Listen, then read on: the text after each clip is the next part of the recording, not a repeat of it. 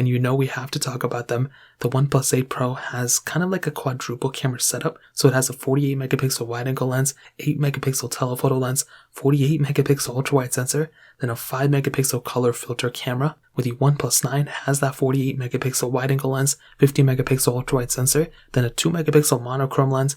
To be honest, those type of smaller lenses don't really mean too much. Nobody's really going to use them too much. We're more so looking at those big heavy-duty cameras like the ultra-wides and telephotos. And the OnePlus 8 Pro, I love the OnePlus 8 Pro's camera. I think it was very good. I don't think it was anywhere near the best camera of last year, but I think for the most part, it was pretty decent. It also had that X-ray capability, which is very funny. You know, they eventually removed that. But I thought the OnePlus 8 Pro's camera was actually pretty decent. You could do 4K at 60. I just have the bigger problem with the front cameras, even on both of these.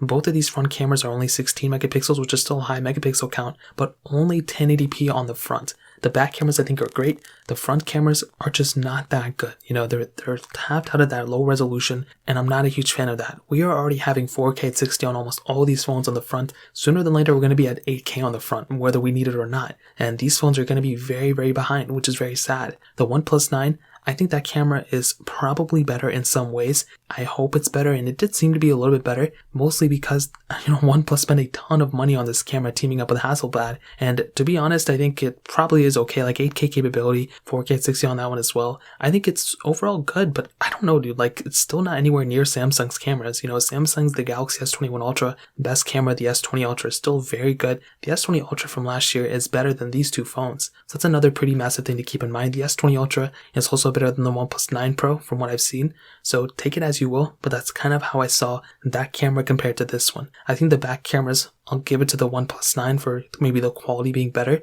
but I do like how the OnePlus 8 Pro does have that telephoto lens. You know, the OnePlus 9 doesn't have it, but you do have 8K capability on the OnePlus 9. That's another pretty big advantage for both these phones, but they both lack the same 4K on the front, so take it as you will. That's pretty much how I'd kind of see this one.